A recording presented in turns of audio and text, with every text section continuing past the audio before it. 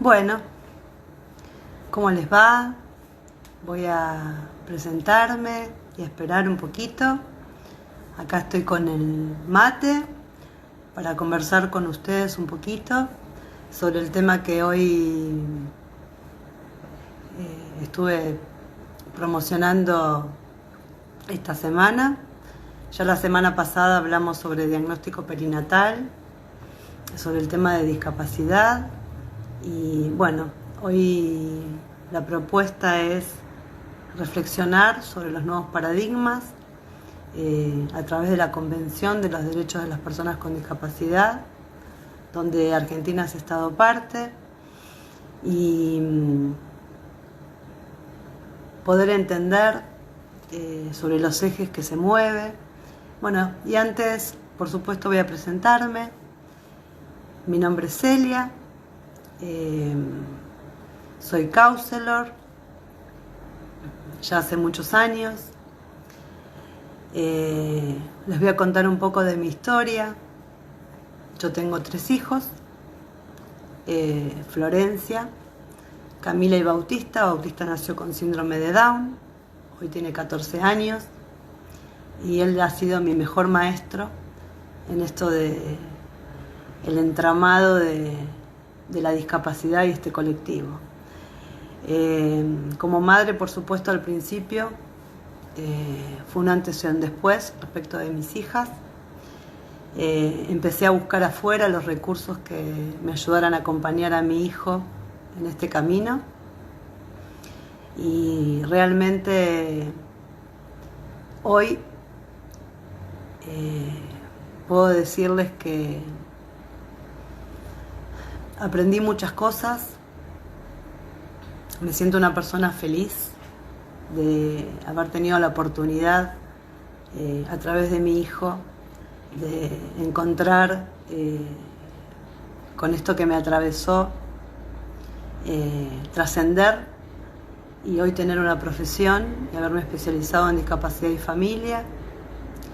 Me he ido cuestionando esto de la discapacidad y bueno, hoy los invito a reflexionar básicamente qué les pasa a ustedes cuando escuchan esa palabra, discapacidad, cómo les atraviesa, si han tenido alguna experiencia, como para saber dónde uno está parado, ¿verdad? Es muy peculiar entender que la discapacidad es una palabra que no tiene sinónimos, que quizás nosotros la llenamos de esos para poder justificar eso que nos causa, que nos atraviesa, ese dolor, esa incertidumbre. Y entendemos que la discapacidad en realidad es una consecuencia. Es una consecuencia, como bien lo dice la Convención, de una deficiencia que puede ser sensorial, intelectual, motriz, física, que puede ser dada por el nacimiento, por una cuestión genética, por la vida misma, un accidente, una enfermedad crónica, donde irrumpe la familia de una manera inesperada y la familia tiene que dar un vuelco, un nuevo renacer para empezar a vivir desde ese lugar, dejando quizás muchas cosas de lado, entendiendo que la vida les cambió, pero ese nuevo recorrido tiene un montón de cosas que dejan de ser misterio cuando uno se puede acercar, ¿no?, a la discapacidad y entenderla como dice también la Convención, y cambia el paradigma de dejar de hablar de personas discapacitadas, anulándolas en todo su haber, entendiendo que son personas con discapacidad. Hoy estamos bajo un modelo que es inclusivo, y que tiene que ver con la interacción con el medio, donde el medio también, ambiental, edilicio, tiene que estar preparado para este colectivo de personas, que la discapacidad puede ser resuelta con ajustes razonables, que puede ser resuelta, pero que si nosotros volvemos y salimos al mundo y nos encontramos con barreras edilicias donde quizás un edificio no tenga preparada una rampa para una persona en silla de ruedas, para un ciego que usa un bastón, que la calle no esté preparada para que su parte sensorial pueda percibir dónde está un cordón, dónde está una calle, que pueda transitarla libremente sin perder su autonomía, se vuelve otra vez a entrar en una situación discapacitante. Por eso se plantea, ¿quién discapacita a quién? Si es la persona y el medio, porque si una vez que la persona resuelve su discapacidad, ¿no? El ciego con un bastón, la persona que le faltan las piernas con una silla de ruedas,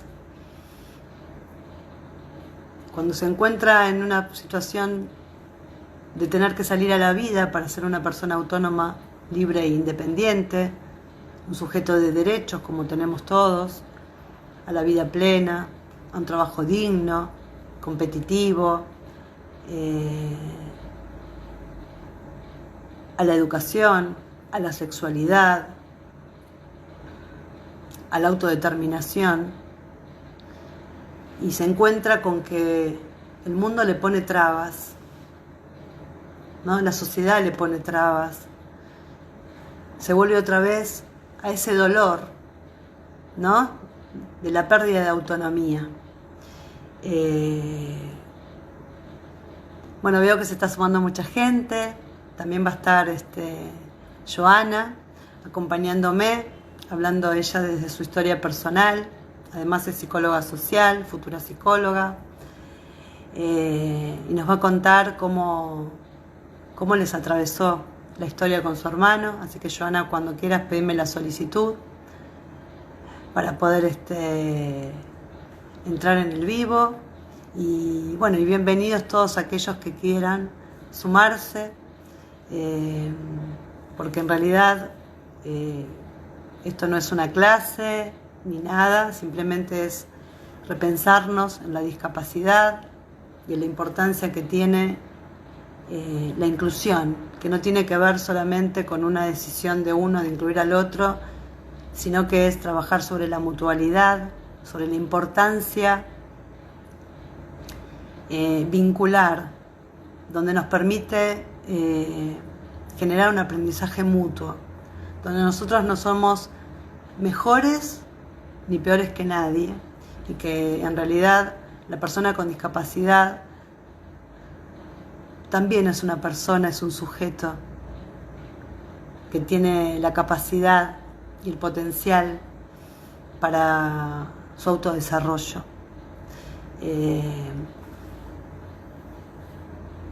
Vamos ahí a Joana. Hola Joana, ¿estás ahí? No sé si me están escuchando. Hola Joana, ¿cómo estás? Hola Silvia, ¿cómo estás? Bien, ¿y vos? Bien, ¿se me escucha bien? Porque yo no me veo ni nada. Sí, se te escucha bárbaro, ¿vos me escuchás bien? Sí, sí. Bueno, yo estaba hablando un poquito de nuevos paradigmas, digamos, desde la convención. Quería hablar sobre estos dos ejes, ¿no? De por qué la convención cambia, vos seguramente lo sabés por tu experiencia personal, cambia el concepto de discapacitado, persona con discapacidad, porque toda persona tiene un potencial de desarrollo, y eso es lo que apunta la convención, ¿no? A tener las mismas, todo ser humano tener las mismas posibilidades de pleno desarrollo, de interacción con el medio, y cuando habla de inclusión, también, ¿no? Es eso, el derecho a la participación activa en esta sociedad, pudiendo votar, pudiendo formar una familia, teniendo hijos, a tener una vida plena, independiente y autónoma, ¿no? Y bueno, estaba hablando un poquito de eso, y para repensarnos un poco, y ver qué nos pasa también un poco a todos con la discapacidad, y que bueno, que por supuesto cuando uno no vive la situación, quizás hay una fantasía muy grande y un miedo y un temor a acercarse a esas personas o esas familias, por miedo a lastimarlas, por no saber actuar, y que a veces es más sencillo preguntar y acercar, y es ahí donde uno se da cuenta que esa persona no es su discapacidad, sino que es una persona como nosotros, que siente, que sufre, que quiere ser feliz, que quiere vivir en una sociedad libremente. Y bueno, contanos un poquito vos, quién sos, cómo, cómo han abordado en tu familia, cómo les ha impactado en tu familia la situación con Lucas, que bueno, te Bueno, escuchamos. eh, mi nombre es Joana, soy hermana de Lucas, como decías. Bueno, yo básicamente es como difícil decir cómo lo fuimos abordando, porque yo fui creciendo con Lucas. Yo tenía 4 años cuando él nace, así que fuimos aprendiendo y creciendo juntos. Por supuesto, mi rol y mi lugar es muy diferente al de un padre con un hijo con discapacidad, pero a la familia la impactó de la misma manera. Si bien cuando él nace yo no puedo tener un recuerdo muy concreto porque era muy chica y bueno, uno tiene como ciertas imágenes que después va como preguntando a sus padres y demás, porque ni siquiera sabés si esas imágenes son tan reales o si fueron más creadas por nosotros mismos. Entonces, bueno, es como que son esas imágenes como un poco fugaces, por así decirlo. A nosotros al principio sí nos tocó difícil porque, bueno, Lucas tuvo un nacimiento un poco complicado. Él, de chiquito recuerdo así como muy por encima, y bueno, después son más hablados los temas de mamá, esto fue real o esto no lo fue, y cosas así, porque yo te digo, era chica.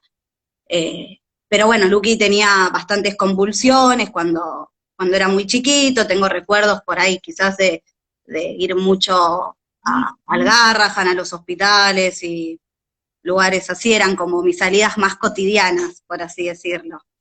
Pero después, más o menos, cuando no sé, yo tendría 8 o 9 años, por suerte y gracias a un montón de terapias y a un montón de profesionales, salió adelante y pudo hacer una vida súper bien, muy contento, dejó de visitar tantos médicos, y empezamos a tener una relación de hermanos como todos, ¿no? Porque no me gusta mucho utilizar el término normal porque no me parece, no comparto con esto de la normalidad, viste, es muy, no, así que como todos me parece.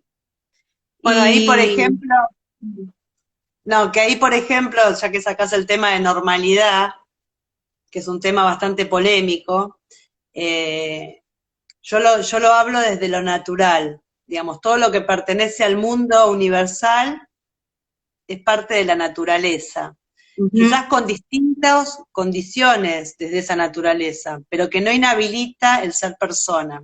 Porque, digamos, lo primero que tenemos que tomar en cuenta es que ante cualquier situación del ser humano, digamos, donde lo imposibilite en una parte de su cuerpo poder desplegar desde esa zona, hay otras partes, ¿no?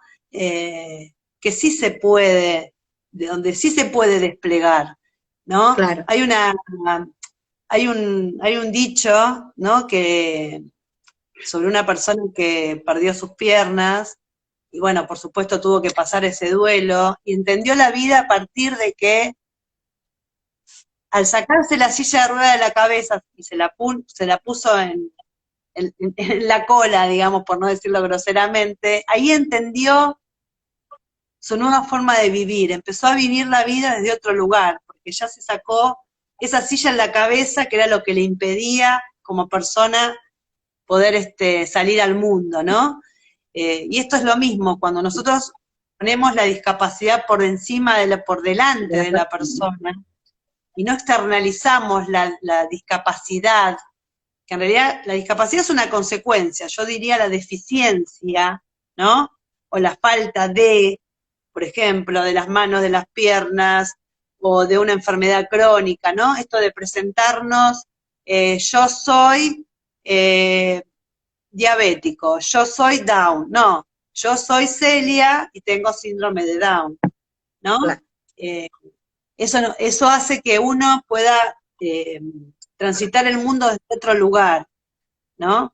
Y lo natural, que corresponde a la naturaleza, si bien no es, porque normalidad tiene que ver con lo habitual, con lo que más se Con ve. las normas establecidas, digamos, ¿no? Como algo convencional, cultural, porque también si hablamos desde ese término, lo que es normal en este país quizás en otros no lo es, y bueno, es como un término más ambientado a lo cultural. Entonces, por eso, en estos Un casos sistema de no me gusta creencias. mucho este término.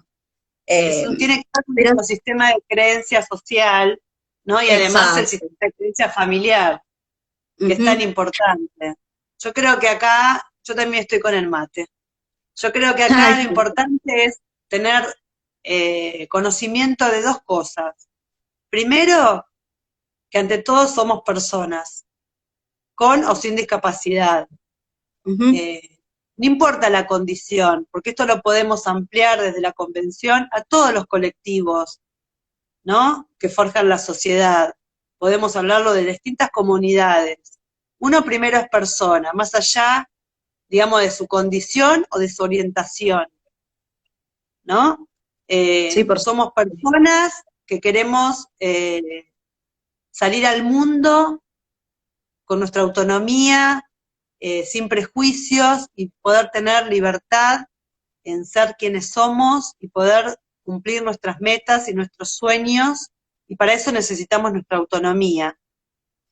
Y cuando hablamos de inclusión, ¿por qué se diferencia de la integración? Que esto es un término que yo quiero entrar a conversar para debatir, es por qué no integración y por qué sí inclusión? Porque en el mundo ya estamos todos tenemos nuestro lugar. Entonces, la inclusión tiene que ver con la igualdad de derechos y oportunidades. Cuando yo digo integro, la decisión parte de mí, no del otro. Entonces deja de ser una relación simétrica para convertirse en una simetría. Yo decido qué incluyo y qué no, qué integro y qué no. Pongo el ejemplo de cuando uno hace una torta, ¿no? Vos sabés que esa torta necesita harina, huevo, leche. Son ingredientes que no pueden faltar para hacer un bizcochuelo. Pero puedo elegir si integro chocolate o le pongo frutilla. Pero siempre voy a elegir yo. Cuando yo estoy incluida, incluyo todo a esa persona. Lo único que uno debe hacer en esa inclusión es dejarle el espacio que ya tiene dado desde su nacimiento. Y entender que la discapacidad nos puede pasar a todos en cualquier momento de la vida y que no tiene que ver ni con el nacimiento ni con la genética, tiene que ver con la vida misma. Te puede pasar con una ACV, te puede pasar con un accidente, con un robo, digo, ¿no? Nadie está exento de vivir esa situación. Y que es muy importante darse la oportunidad de acercarse a las personas con discapacidad y a sus familias, y preguntar y sacarse ese prejuicio, y cuando puedan descubrir ese mundo, van a entender cuánto dan, cuánto uno es capaz de recibir, y sacarse esas fantasías son angelitos, son Sí. pobrecitos, bueno, el ciego que vaya a hacer telemarketing, el sordo que vaya a contar plata, que el down, bueno, hagamos asistencialismo y que amase pizza. No, hablamos de trabajo competitivo, hablamos de sueños reales que esas personas tienen y que están condicionadas por una sociedad que si bien estamos encaminados a la inclusión, nos falta mucho, y nos falta Mucho. mucho que elevamos banderas que están buenísimas, es decir, yo soy una persona inclusiva, pero tenemos que cuestionarnos qué entendemos por inclusión, qué entendemos por discapacidad. Antes de llevar una bandera, tenemos que saber si somos capaces de incluir a todos y cuáles son nuestras limitaciones y trabajarnos sobre eso. Porque incluimos desde lo cotidiano, desde el hacer de cada uno, es responsabilidad de todos, porque todos somos diferentes y la inclusión es nuestro compromiso, de ser incluidos e incluir, aceptándonos más allá de comprendernos, porque aceptar al otro no quiere decir que niegue mi realidad o mi forma de pensamiento, que lo traje o lo produje por mi propio sistema de creencias, por mi propio sistema, por mis propias experiencias, ¿no? Y entender que las familias que atraviesan o que tienen un miembro con discapacidad, quizás son familias súper felices, pero que cuando salen al mundo, a la exogamia, se encuentran con un montón de barreras, ¿no? Que te vuelven al lugar de cero otra vez, ¿no? Y te vuelven a cerrar puertas, y la familia otra vez entra en un encierro porque no sabe hacia dónde disparar, ¿no? Como cuando hablamos de inclusión en las escuelas, en los trabajos, tenemos que entender que la inclusión es necesaria, pero también entender que para eso tiene que haber una preparación, desde el edilicio, la accesibilidad, el diseño universal, donde crear un mundo diseñado estructuralmente para toda persona, porque es una persona que está en silla de rueda y sale a la vida y resolvió su vida y pudo ser autónoma manejando su propia silla y quiere tomarse un colectivo y no puede subir porque no está preparado ese colectivo para esa persona vuelve a estar en una situación discapacitante y pierde su autonomía, como también la pierde un niño que va a tocar un timbre a la casa del vecino a pedir azúcar y al timbre no llega. Y eso también es una situación discapacitante, porque el chico no tiene autonomía para poder ejercer ese simple acto de tocarle el timbre a otro, porque nadie pensó que puede haber una persona de una estatura que no le permite llegar a eso, ¿no? Exactamente. Y yo me planteo esto, ¿no? ¿Qué pasaría si nosotras, por ejemplo, fuéramos a una comunidad donde hay de personas enanas? ¿Quién sería ahí la que no pudiera o estaría en una situación discapacitante, donde hubiera colectivos chiquititos, ventanas bajitas, techos bajos, ¿no? Donde todo se amoldara para ese grupo de personas, nosotros estaríamos fuera de la normalidad, como estábamos diciendo recién, porque el mundo se preparó, digamos, bajo una mirada más estandarizada, ¿no? Entonces se empiezan a dejar las diferencias que, como decía Platón, lo que reina es la diversidad. ¿Por qué buscamos la igualdad? Porque la igualdad se tiene que entender en función de los derechos, Derecho. ¿no? De los derechos a la participación ciudadana, a la autonomía. Por eso se va de un asistencialismo a sujetos de derecho, desde la Convención también, ¿no? Sobre sus principios rectores, el derecho a la participación ciudadana, el derecho a la vida independiente, el derecho a la educación, que está buenísimo que existan escuelas especiales y no también, para que la familia tenga derecho a elegir dónde yo mando a mi hijo y dónde no, porque la familia tiene un saber que también es importante destacar, porque no solamente es el saber profesional, porque a veces los profesionales somos muy generadores de frustración si no entendemos y sabemos que hay un saber familiar, porque es la persona con discapacidad, es la que te guía hacia dónde caminar, es la que te enseña, es la que más sabe de sí misma, y que le da a la familia los recursos, ¿no? Para poder acompañar esto que nosotros estamos planteando. Vos Sí, también sí, aparte, participás, vos también eh, participás de una asociación, ¿no es cierto? Como psicóloga sí, social. sí, estamos en la Asociación Unidos por la Alegría. Justo hace un ratito hicimos una charla para padres con chicos con Ujú. discapacidad. La terminamos hace un ratito. También surgen un montón de experiencias, de problemáticas, bueno, más ahora con el tema que nos está atravesando, que es la pandemia, el aislamiento social, el tema de estar encerrados, el tema de estar conviviendo demasiada gente en la misma casa sin salir, las ansiedades que surgen dentro de la familia, cada integrante, bueno, y demás temas que fueron surgiendo. Es un lugar para que los padres tengan ese lugar para hablar de ellos mismos y no tanto quizás en ese momento de los chicos, sino es un lugar más para los padres. Después la asociación, por supuesto, tiene su lugar específico para los talleres con los chicos y demás cosas.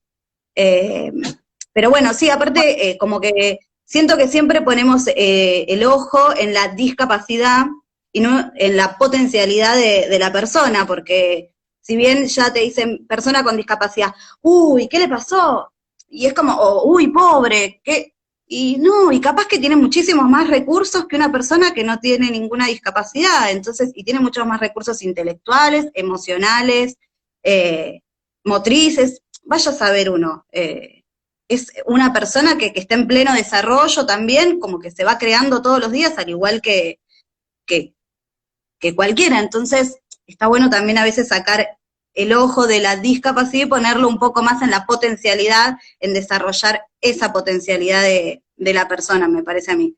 Yo, en mi experiencia como hermana, ¿no? Fui transitando un montón de procesos y un montón de experiencias, o sea, fueron cambiando también mis miradas, porque mi mirada de cuando yo tenía 15 años por ahí con mi hermano de 11 no eran las mismas, ahora que tengo 30 y pico y mi hermano de 20 y pico no son las mismas. Bueno, fui creciendo y madurando también y aprendiendo con él. Y fui viendo también muchos cambios. Yo no recuerdo bien tampoco, pero no sé si hace mucho están las rampas en todas las veredas, no sé si hace mucho están los colectivos preparados para que una persona suba con silla de ruedas, o sea, si bien de cierta manera evolucionamos un poco, creo que nos falta un montón de conocimiento, ¿no? De adentrarnos en ese mundo, de conocer, de que es como vos decías antes, muchos tenemos prejuicios o cosas de por miedo a preguntar o a conocer o a meternos en un mundo diferente y bueno, y también siempre tendemos a buscar lo igual, lo parecido y no nos damos cuenta que en realidad la diferencia es lo que nos enriquece a todas las personas, es donde uno aprende. Bueno, eso era lo que hablábamos un poco el otro día, ¿no? Yo como counselor les contaba a las personas que están escuchándonos, me enfoco en dos ejes, ¿no? Para acompañar a las familias. Cuando hablo de acompañar a las familias no quiere decir que viene toda la familia, puede que sí, puede que no, pero uno acompaña al consultante y que ya sabemos que viene con la familia en el cuerpo, ¿no?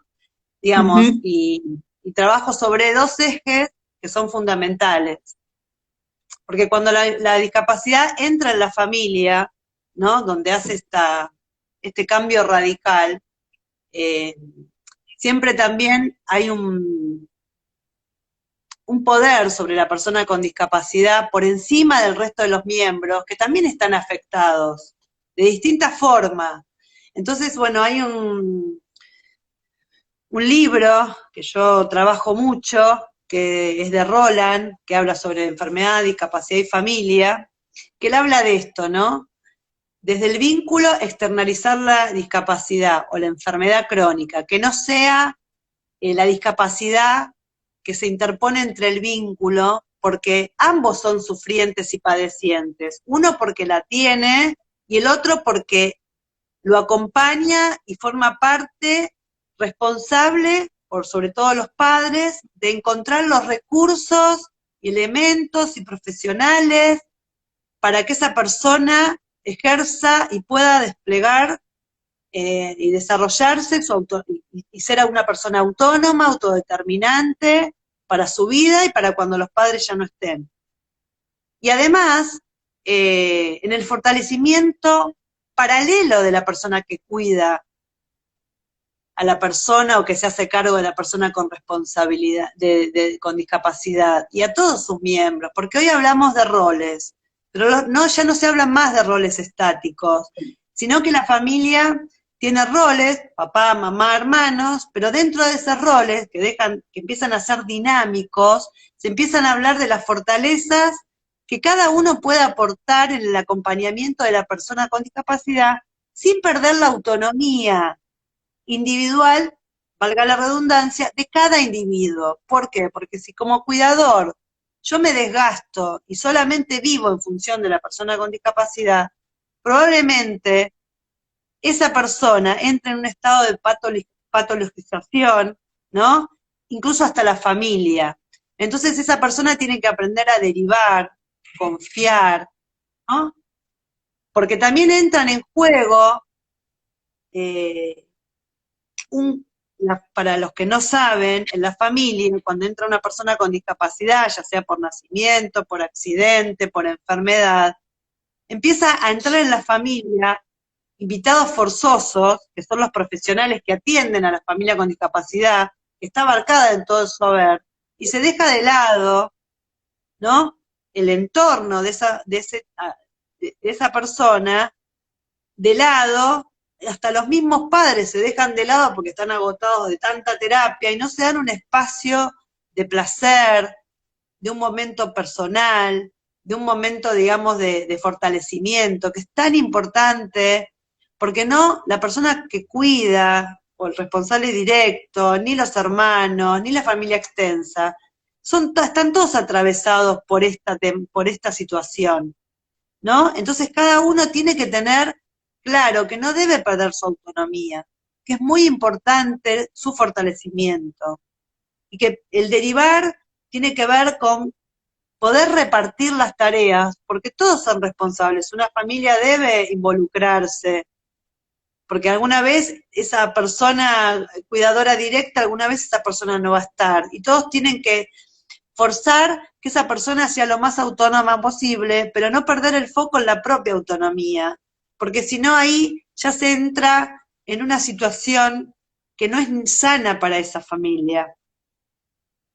Entonces es muy importante, y es muy importante también el nexo como consultante que nosotros tenemos entre el saber familiar y el saber profesional. Tiene que haber un punto de encuentro, porque la familia tiene que aprender a reconocer sus propios recursos. Entender que acompañar a tu hijo en una autonomía es confiar en los recursos propios de la familia. Para eso hay que entrar en sí mismos y darle la confianza a esa familia para entender que el saber familiar es tan importante como el saber profesional, y no llenarlos de frustración porque una persona que quizás trabajó todo el día no tiene el espacio de sentarse en un escritorio con una hoja a decir lo que la psicopedagoga, lo que la fonoaudióloga, ¿no? Porque hay otras formas de aprender en el hacer, desde poner una mesa, desde ir al supermercado, de hacerle hacer alguna tarea en la casa, de mandarlo a comprar, de participarlo en los eventos familiares, ¿no? Es como que uno se queda solamente como que el aprendizaje tiene que ver con eso que el profesional dice. Entonces terminamos generando una frustración muy grande porque esa madre o ese padre van a decir, ay, no pude hacer lo que la fonoaudióloga me dijo, entonces mi hijo no avanzó porque yo no hice lo que tenía que hacer. Y entonces se produce un desgaste terrible en esa familia que empieza a entrar en un ambiente que no facilita el desarrollo ni de la persona con discapacidad ni el propio. ¿Esto ustedes lo pudieron vivenciar de esa manera?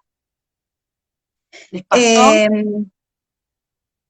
No, no, porque la verdad es que siempre fuimos bastante dinámicos con el tema. Yo con mi hermano, como, bueno, cuando era chica ya te decía, mucho no recuerdo, pero fuimos tratando de darle herramientas para que Lucas pueda tener la mayor autonomía posible. Si bien demanda mucho más, bueno, nos fuimos como acostumbrando, naturalizando. haciendo nuestra propia vida cotidiana de esa manera. En realidad fuimos aprendiendo de la cotidianidad de nuestros días. Yo con Lucas me acuerdo que salíamos mucho, los dos juntos. Cuando yo ya fui un poco más grande, ya salíamos juntos, nos íbamos a la casa de mis amigas y nos quedábamos ahí.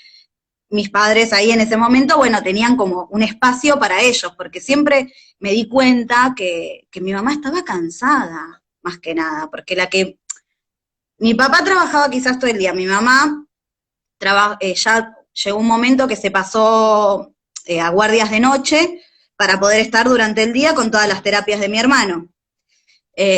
Bueno, después mi papá empezó a acompañar un poco más en eso, dejó de trabajar durante el día y demás, entonces, bueno, o se iban turnando mi mamá de noche y mi papá de día, y así. Como que se iban Pero bueno, acomodando a los pinchazos, digamos. exacto, ¿no? Como podíamos, pero la realidad es que la que llevaba todo el peso era mi vieja, mi mamá, que tenía que ir a las terapias, que salía de las guardias sin dormir, y uno van pasando los años y decís, el cuerpo en algún momento te pasa factura si vos no te das un tiempo para vos. Eso es lo importante. Ahora, el tema de las charlas que estamos teniendo para madres y padres con chicos con discapacidad, es esto, es que puedan encontrar su lugar y que no se enfoquen solamente en las terapias de los chicos, que es importante que ellos también hagan una terapia y puedan desplegar esa angustia que tienen y sus propias emociones y sus frustraciones, porque yo creo que como padre, uno cuando ve que el hijo tiene alguna dificultad, se frustra. Y si ve que el hijo tiene cada vez más dificultades, se empieza a frustrar. O sea, en mi experiencia, no lo vivimos como algo muy traumático cuando nació mi hermano con discapacidad. Lucas, para los que no saben, bueno, nadie va a saber qué, pero no tuvo nunca un diagnóstico muy específico. Sí, él tiene una discapacidad intelectual y motriz. Con el tiempo se iba a ir como empeorando de cierta manera, al principio caminaba un poco más y podía hasta casi correr, bueno, ahora ya camina muy poco, se cansa mucho y demás. Y nos fuimos como arreglando de cierta manera para que él tampoco sienta ese, por decirlo de una manera, ese deterioro en sus músculos. Igual es un nene que sabe manejar muy bien todas las situaciones, así que en eso la verdad que tiene un gran potencial para agarrar a la familia y manejarla a su gusto, y esto es algo que también tenemos que trabajar. Porque hay de parte de la familia una sobreprotección, digamos, como que al principio hay toda una situación, digamos, de sobreprotección familiar y también de sobreprotección del afuera respecto de esa persona, ¿no? Por esto que uno se golpea la cabeza tantas veces con el afuera, ¿no? Donde te dicen, yo me acuerdo y voy a contar esta experiencia personal, si bien yo ya comenté que a mí, aparte de atravesarme, me trascendió y por eso me metí en el maravilloso mundo, digamos, de la diversidad, y en discapacidad me especialicé porque yo me peleo con la teoría, ¿viste? No me quedo con lo que la teoría me dice. Digamos, tengo una dialógica y digo, pero ¿esto por qué? Yo trato siempre de desasnar lo que me plantean como algo dado. Digo, no, ¿y por qué esto así? ¿Por qué esto asá? Y cuando yo lo llevé a Bautista, a un centro de rehabilitación, lo primero que me dijo la directora me dice, no, estos chicos no tienen la capacidad de anticipación. Dice, esto quiere decir que si, por ejemplo, él quiere agarrar una taza, ¿no? Y tiene que subirse a un banco y no se va a dar cuenta que tiene que agarrar el banco y subirse. Y yo me río de eso porque Bautista es terrible y tiene una capacidad y una autonomía y una inteligencia que vos decís, te da vuelta como una media y es vivo y es dominante porque saben, digamos. Entonces, si uno le da un protagonismo y empieza a tratarlo desde la discapacidad como padres, eso es lo que le vamos a nosotros a mostrar al mundo, ¿no? Somos las familias los primeros que tenemos que entender que son personas y tratarlos como tal, ¿no? Y desmistificar esto del pobrecito, primero nosotros, para que después el mundo, al ver cómo uno los va manejando con esta autonomía, ¿no? Y con esta confianza que les da, también puedan ver, ah, mira, ¿viste? Es esto de demostrarlo, en el adentro, de adentro hacia afuera. Que Sí, si sí, no se sí. da como, si yo soy asistencialista con mi hijo, ¿cómo no lo va a hacer el de afuera, no? Esto como plantearnos esto un poco, y cómo los profesionales en ese acto, si yo no me hubiese quedado con esa palabra, ¿no? Eh, cómo yo hubiese encaminado el acompañamiento con mi hijo, pensando que él no tenía la capacidad, ya me habían dado como algo dado de que él no iba a poder anticiparse a determinadas cosas que vos decís, wow, ¿no? Como el profesional a veces, desde su teoría, y porque no vivió, que nosotros en nuestra profesión, aparte de tener empatía, incorporamos la simpatía, ¿no? Porque digo, esto yo lo sé, por supuesto que uno toma la distancia óptima, por eso es profesional, y va siempre buscando nuevas herramientas para incorporar a su profesión, para poder mejorar la calidad profesional, para acompañar a estas familias y a toda persona o individuo que quiera entrar en su pleno desarrollo a través de su conocimiento interno. Pero es muy loco como un profesional, a través de un diagnóstico, puede anquilosar, ¿no? Y no dejar pensar que hay otras formas de transitar el mundo y de desarrollarse como persona. Por eso nuestra mirada, o por lo menos mi mirada, tiene que ver con el diagnóstico presuntivo, el diagnóstico situacional, el diagnóstico provisional. ¿Por qué te digo esto? Cuando vos hablabas de diagnóstico. El diagnóstico es un conjunto de síntomas que definen una enfermedad, ¿no? Entonces te dice, bueno, para esto es tal o cual pastilla o tal o cual tratamiento. Por supuesto que hay una gran pelea con respecto al DSM-4, ¿no? Porque hay todo un recorrido Cómo por la detrás. práctica desafía después a la teoría, ¿no? También.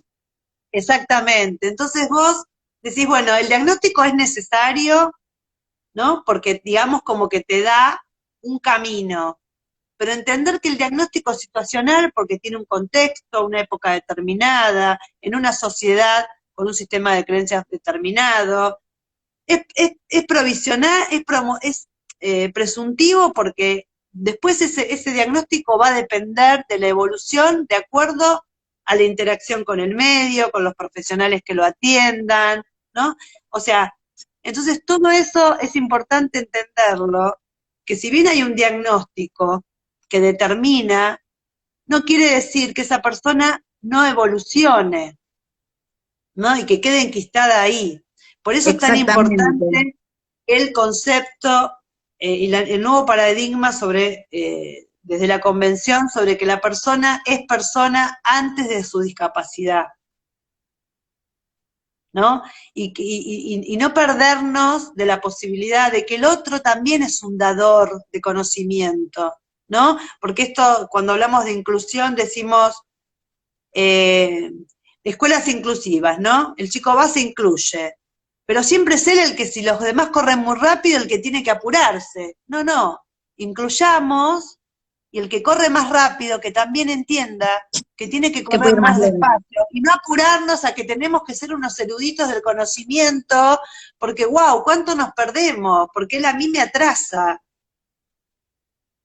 Te atrasará para correr, para saber matemática, pero quizás no te atrase para otras cosas que tienen que ver cómo resolver tu vida a través de una falta y cómo te hace desarrollar otras partes de tu cuerpo, de tus sentidos, ¿no? Como una persona ciega, por ejemplo, una persona sorda, que desarrolla más su sensibilidad sensitiva en otros aspectos, ¿no? Y tiene la capacidad de bailar aunque no escuche la música, y todo esto Exacto. vos decís, wow, qué fuerte que es y qué importante que es entender que hoy quizás tenés la posibilidad de no tener manos, ¿no? Te pasó que no tenés, pero tenés un montón de instrumentos para poder escribir que no sean las manos, porque si no estamos delimitando a esa persona que solamente, bueno, podés escribir en una hoja. No, hoy tenés la posibilidad de hablar a través de tu voz y que eso se convierta en texto, de grabar un mensaje, ¿no? De meterte en una computadora y que te hable la computadora si vos no podés ver,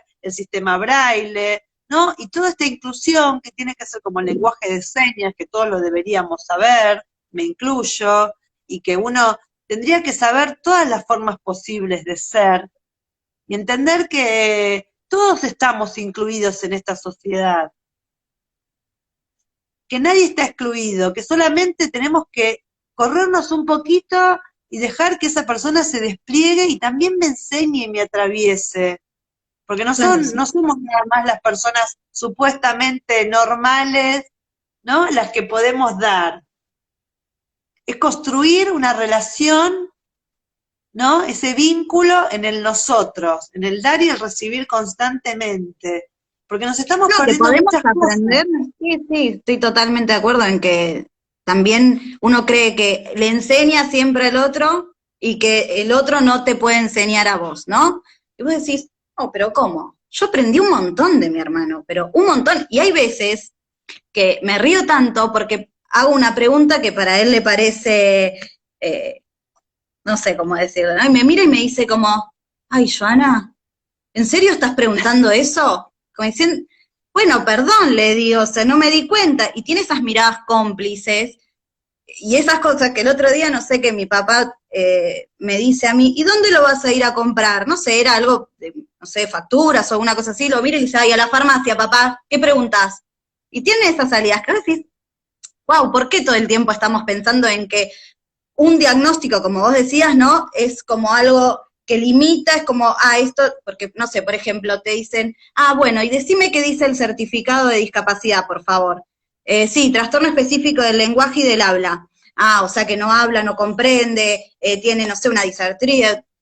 Y vos decís, ¿cómo se estigmatiza, no? Y uno ya piensa que no va a poder comprender una oración o que no va a poder expresar, y se expresan y comprenden perfectamente, así que hay que tener también mucho cuidado con esto de los diagnósticos, ¿no? Porque a veces pueden como hasta encasillar a, a alguien que después te decís, no, no era tan así, ¿no? Yo trabajo también en escuelas y me pasa un poco esto, que después digo, ¿cómo está el tema, no? Con esto del diagnóstico, pero decime, poné en el informe, por favor, ¿qué diagnóstico? Y nadie se preocupa de cómo está transitando el niño esta inclusión a la que estábamos hablando, a la que te referías hace un rato. Lo que pasa es que también ahí lo que pasa es que todos hablan de la persona con discapacidad y nadie le pregunta qué siente, qué le pasa, qué le hace mal, qué le hace bien, ¿no? Porque también es como que uno,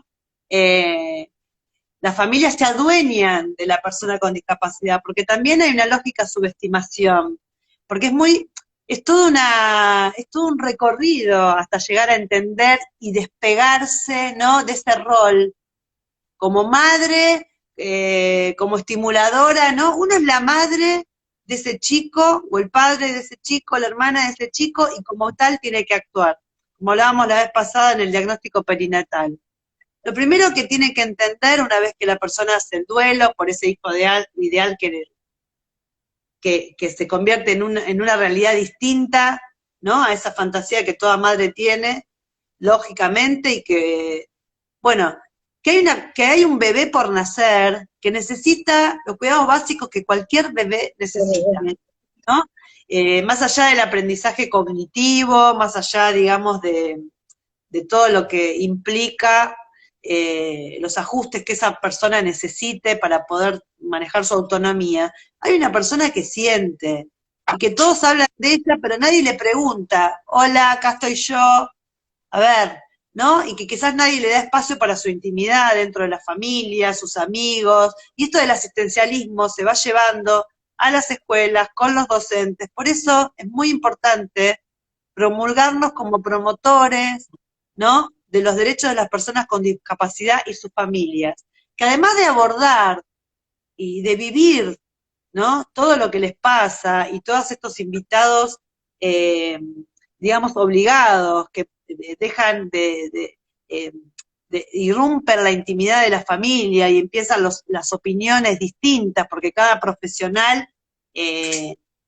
cada que atiende a ese chico, tiene sus propios objetivos con esa persona y no piensa que esa persona, a ver, vos qué querés, ¿no? ¿A vos qué te pasa? No importa desde qué lugar, si sos psicopedagoga, si sos fonoaudióloga, ¿no? Como esto, que sea también a nivel escolar, ¿no? Que a nivel sociedad, que siempre es, bueno, esto es lo que yo doy, como que el chico tiene que aprender lo que yo doy y no se En un reconoce tiempo al otro con su determinado. experiencia, con sus necesidades, y no se construye el aprendizaje, ¿no? No se produce con este ir y venir, como debería ser. Porque en realidad cuando uno aprende ese conocimiento que a vos te atraviesa, que vos asimilás, después sale con una producción que tiene que ver con lo que a vos te atraviesa, ¿no? Tus experiencias, la vida misma, tu sistema de creencias, tus propios cuestionamientos, y de ahí es Sí, la como uno propia empieza a accionar. subjetividad. Exactamente, exactamente, porque si no es como que queda todo muy, siempre la persona Encasillado. encasillada, y la persona con discapacidad es, eh, según cómo el otro la percibe. Por ejemplo, si un chico no tiene la capacidad de, por ejemplo, de hablar sobre sus emociones o no decir lo que le pasa, es lo que presupone el otro, ya sea el hermano, la madre, el profesional. No, bueno, no, seguro que está llorando porque le pasa tal cosa. No, seguro que eh, eh, se pone así porque, pero en realidad nadie sabe más que él mismo. Y en vez de acompañarlo, a que ese chico pueda desplegar sus emociones y comprender sus significantes, lo que estamos haciendo es relacionándonos desde nuestro suponer.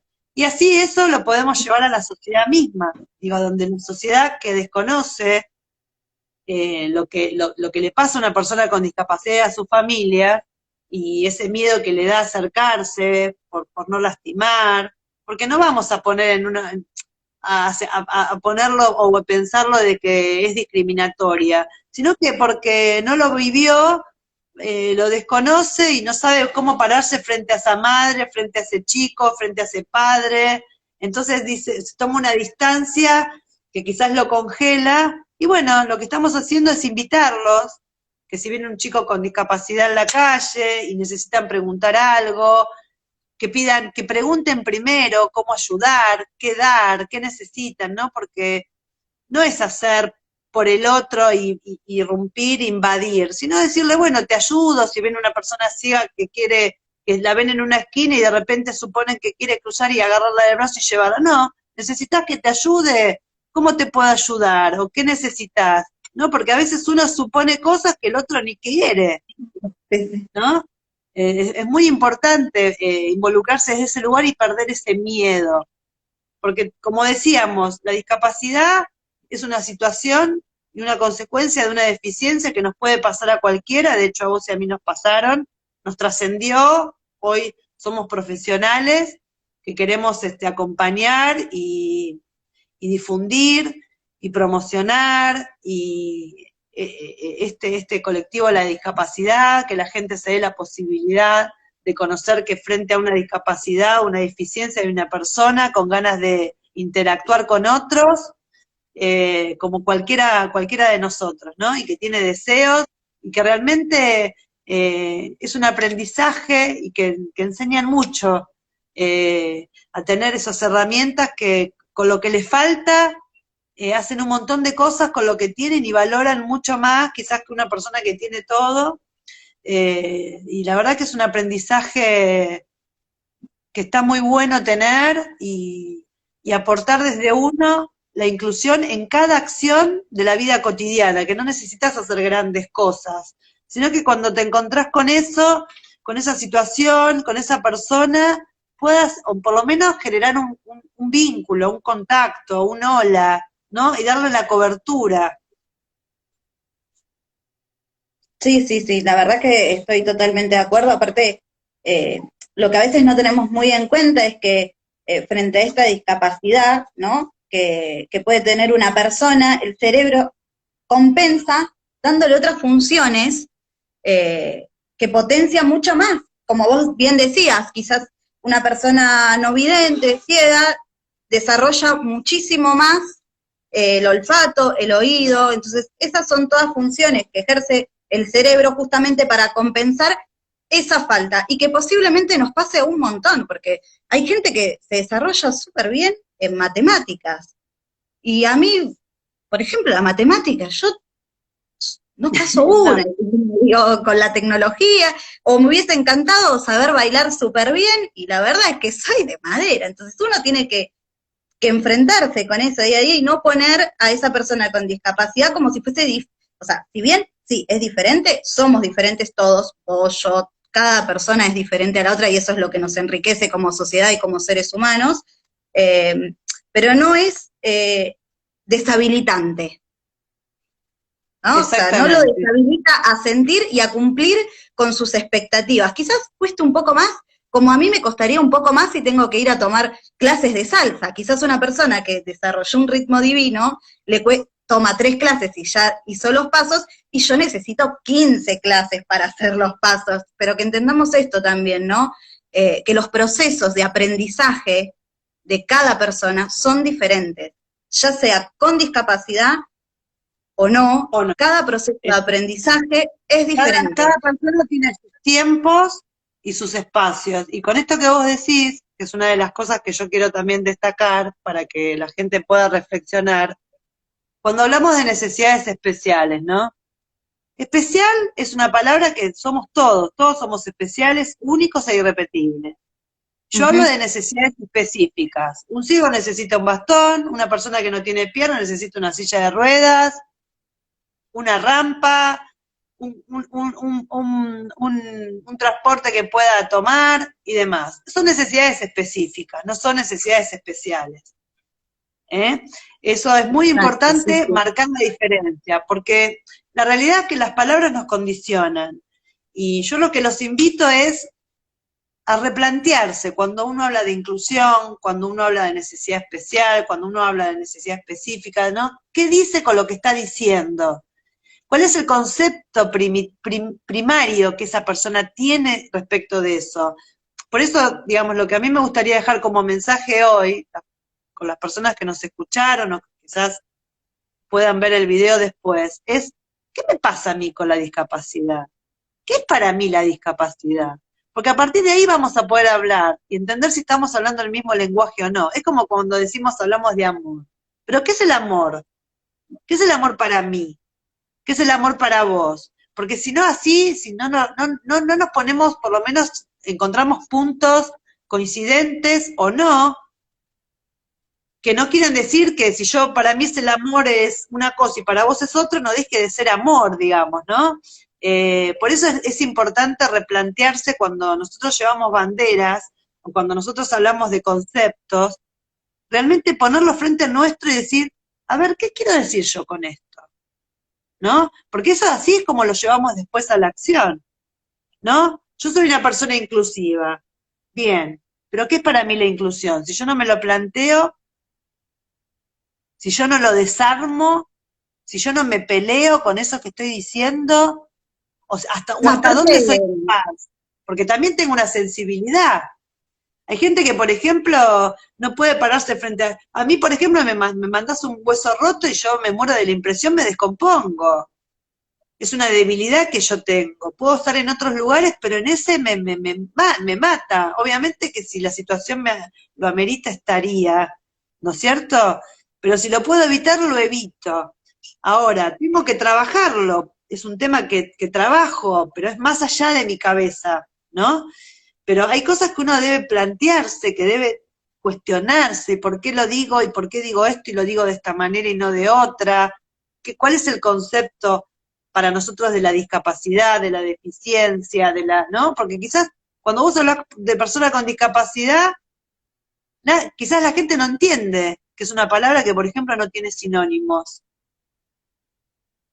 No, y aparte lo importante, ¿no?, de las palabras, como decías, que como sociedad también nos falta un montón aprender, porque uno sigue escuchando en lo cotidiano cómo se utiliza una enfermedad quizás como un insulto hacia una persona que no está padeciendo esa enfermedad.